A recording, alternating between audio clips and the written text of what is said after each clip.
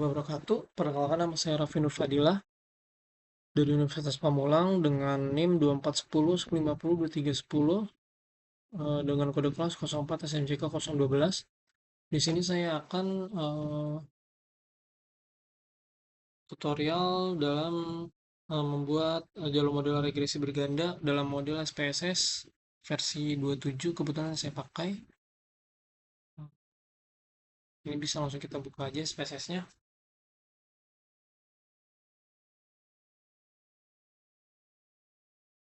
Nah, jika sudah masuk, nanti tampilannya akan seperti ini ya. Oke, sebelumnya saya sudah membuatkan, sudah menggunakan datanya saya menggunakan yang ini. Jika kalian sudah datanya mungkin bisa langsung di copy paste aja untuk datanya.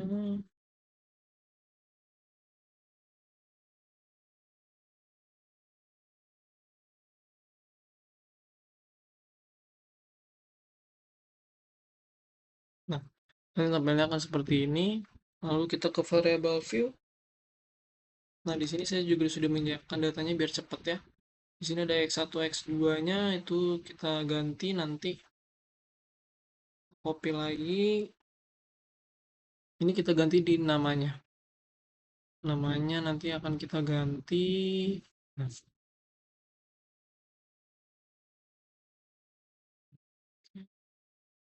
kita paste aja.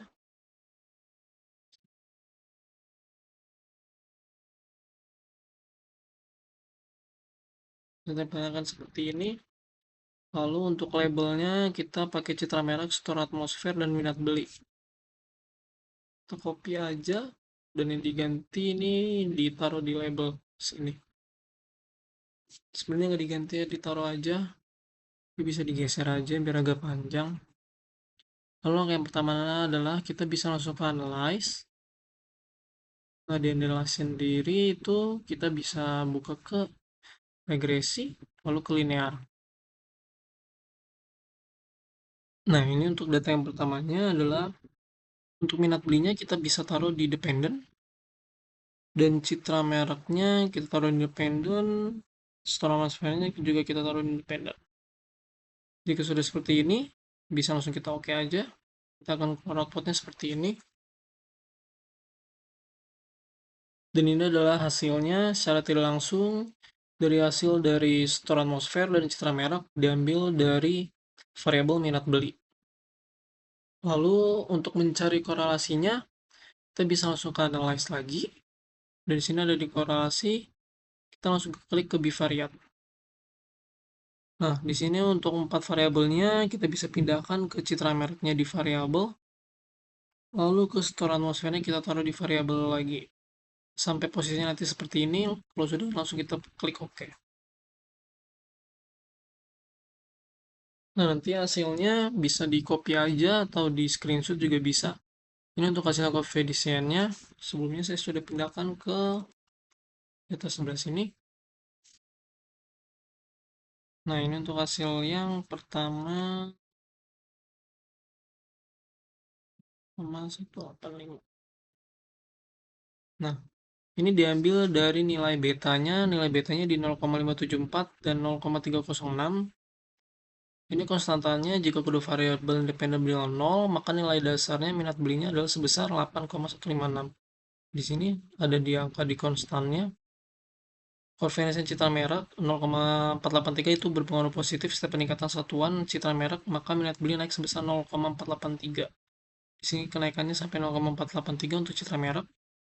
Dan koefisien store atmosfernya itu sampai 0,233, yaitu berpengaruh positif setiap peningkatan satuannya. Itu naiknya 0,233.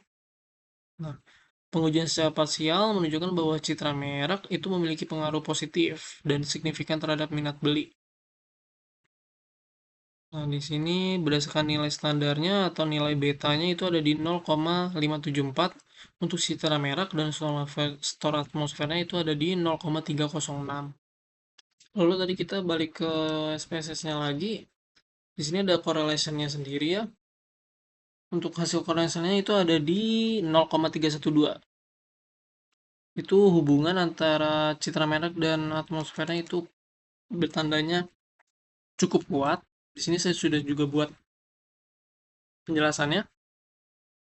Ini berdasarkan variabel persen antara citra merek dan korelasi itu adalah sebesar 0,312, dan ini tadi hasilnya di 0,312. Ini nilai signifikanannya itu Thailand sebesar 0,18. Dapat disimpulkan bahwa tidak terdapat hubungan linear yang signifikan. Jadi tidak terlalu kuat antara kedua variabel independen tersebut pada derajat kepercayaan 95%. Rendahnya nilai koefisien korelasi antar variabel prediktor ini sekaligus mengindikasikan bahwa model regresi memenuhi asumsi independensi dan terbebas dari gejala multikolinearitas antar variabel bebas. Nah, di sini ada hubungan dari si citra merek sendiri dan si store atmosfer. Dan hasilnya juga bisa dilihat untuk di model summary-nya.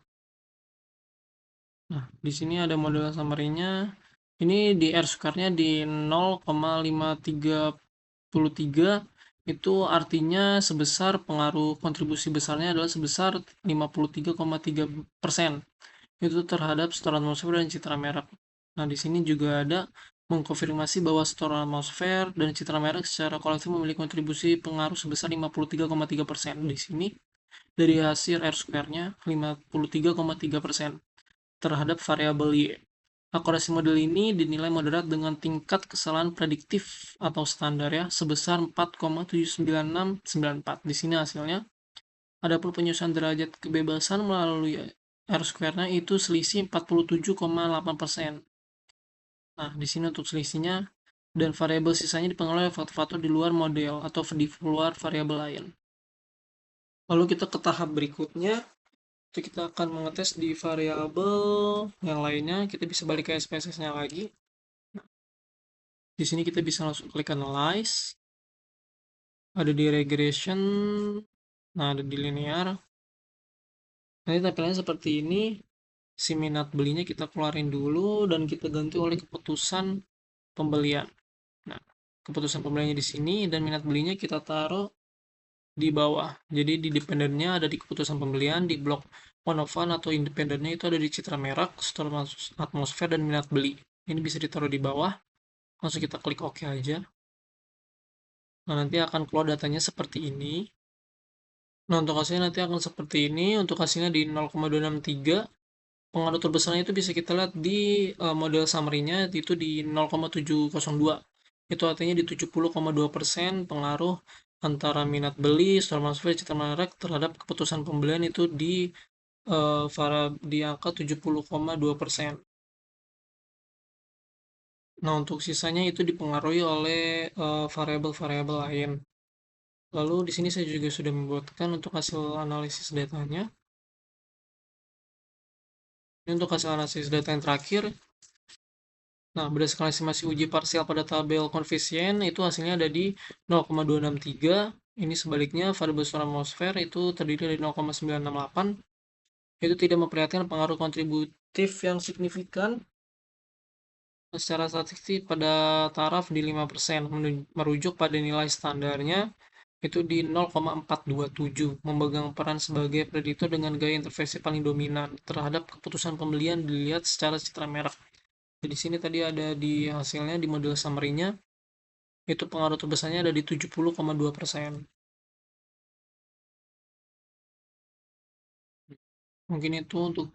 Mungkin ini saja untuk tutorial atau belajar bareng tentang materi regresi berganda.